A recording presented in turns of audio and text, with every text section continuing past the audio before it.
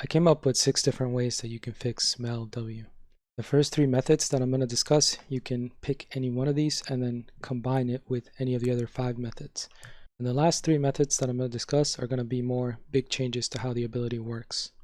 So the first method is you reduce the duration that it's active. So right now it's active for 0.75 seconds. So you reduce that and make it even more difficult to get the timing right.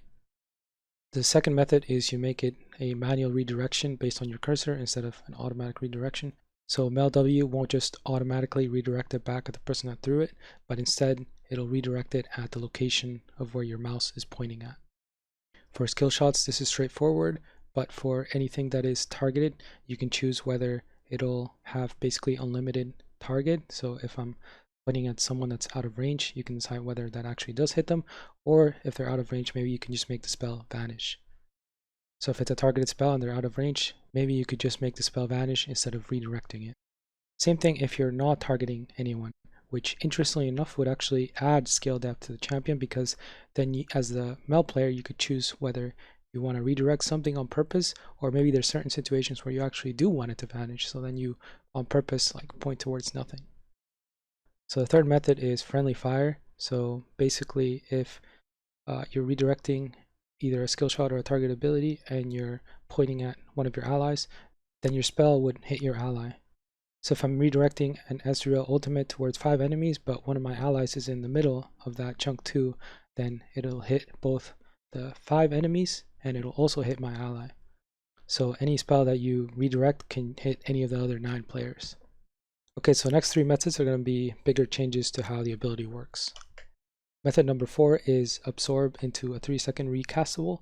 So basically when you press Mel W, you would absorb the spell and then you would have 3 seconds within which you can press the key again, and then that would recast the spell.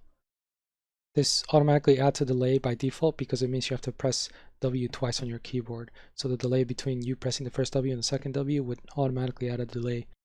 But if you want, you can also add a programmatic delay so that after absorbing a spell, for the next maybe 0.2 seconds, you are unable to recast a spell until after those 0.2 seconds have passed. Method number 5 is the delay, which takes inspiration directly from Fiora's passive. So the way Fiora passive works is that it kind of charges up at the start. So for the first second or so, you can kind of like faintly see the spell, but you can't really see it. And that basically just indicates that it's like charging up. And then after about a second of Fiora's passive charging up, that's when you can actually proc it. So to connect this to Mel, basically you would press Mel W, and then for a certain duration it wouldn't actually activate, but there would be like a small delay until it actually activates. So after you press Mel W, we would see some kind of visual on the screen, but the spell wouldn't actually be fully activated and wouldn't reflect anything until after like some amount of time has passed. After the short indicator has fully charged, that's when the ability actually reflects. And method number 6, I call it the random 2 halves method. Basically, you would split the ability into 2 halves. The first half would reflect the ability normally, but the second half of the ability, if something hits and you try and reflect it, but it's hitting the second half, instead of giving you a reward, it would give you some kind of punishment. I know you might say the punishment already is just mistiming it, so just not doing anything and having the ability hit you, but I think we can have a little bit of fun with this punishment.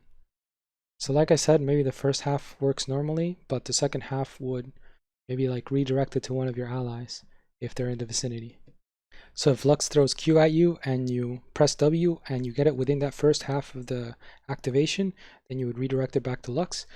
But if by the time Lux Q hits the Mel W, it's in the second half of the duration, then instead of redirecting it back to Lux, it would redirect the Lux Q back to one of your allies at random.